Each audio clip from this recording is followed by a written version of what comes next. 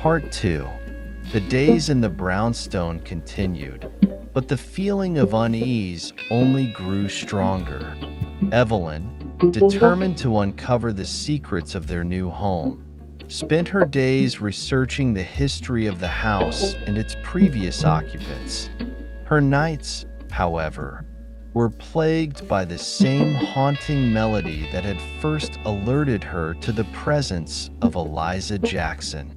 It was a sweltering summer day when Evelyn noticed the first major sign of the house's unrest. As she sat at the kitchen table, a cold draft swept through the room, despite the oppressive heat outside. She shivered, glancing around, but saw nothing unusual. Deciding it was just her imagination, she returned to her research. That night, as the family gathered in the living room, an eerie silence fell over the house. The sound of footsteps echoed from the hallway, though no one was there. Charles, trying to reassure everyone, stood up to investigate. He walked down the hallway, his footsteps creaking on the wooden floorboards, but found nothing. "Probably just the house settling," he said, though his voice lacked conviction. Evelyn, unable to sleep, wandered through the house late at night. As she passed by Grace's room, she noticed her daughter sitting at her desk, writing feverishly by the light of a candle. Grace's poetry had taken on a dark, almost prophetic tone, and Evelyn worried for her daughter's well-being. "Grace, it's late. You should be asleep," Evelyn said softly. Grace looked up, her eyes wide and filled with fear. "I can't sleep, Mama. There's someone watching me." Evelyn's heart ached for her daughter. She sat on the edge of the bed, stroking Grace's hair. "It's just your imagination, sweetie."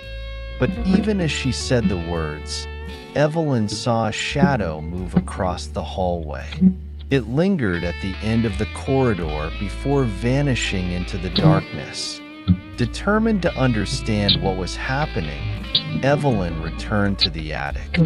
She sifted through old newspapers and documents, searching for any mention of Eliza Jackson. Finally, she found a yellowed article detailing the mysterious disappearance of a jazz singer named Eliza Jackson, who had once lived in the brownstone. According to the article, Eliza had been romantically involved with a musician named Thomas, who was murdered under suspicious circumstances. The case had gone cold, and Eliza had vanished shortly after. Evelyn's mind raced. She felt a deep connection to Eliza, as if their lives were intertwined by more than just the house.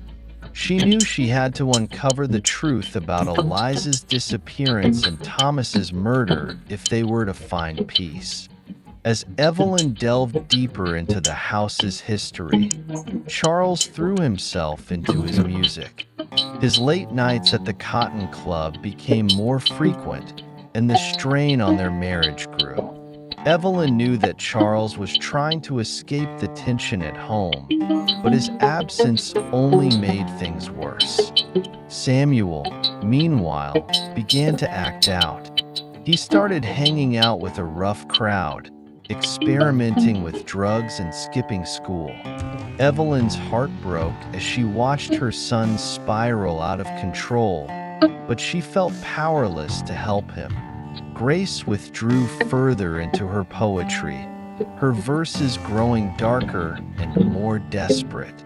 She wrote of unseen forces, ghostly whispers, and the heavy weight of sorrow. Evelyn knew that the house was affecting her children, but she didn't know how to stop it. One night, as Evelyn lay in bed, the haunting melody returned. It was louder this time, filling the room with its mournful tune. She got up and followed the sound, which led her to the basement. As she descended the stairs, The air grew colder, and the melody became almost deafening. In the dim light, she saw a figure standing in the corner. It was Eliza, her eyes filled with tears. Evelyn approached slowly, her heart pounding in her chest. "What do you want?" Evelyn asked, her voice trembling. Eliza's figure seemed to waver, as if caught between this world and the next. "Justice," she whispered, "for Thomas and for me." Evelyn returned upstairs, her mind racing. She knew what she had to do. She would find out who had killed Thomas and bring peace to Eliza's restless spirit. She shared her plan with Charles, who listened with a mixture of disbelief and concern. "Evelyn, this is crazy," he said. "You're letting this ghost story get to you." "No, Charles," Evelyn replied firmly. "Eliza's story is real, and she deserves justice. We have to help her." Charles sighed, seeing the determination in his wife's eyes. "All right, Eve, we'll do this together. But be careful. There's no telling what we might uncover." As they embraced, Evelyn felt a renewed sense of purpose.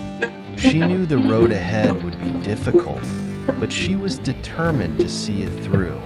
The haunting melody might have brought sorrow into their lives, but it had also given them a mission, and together they would find the truth.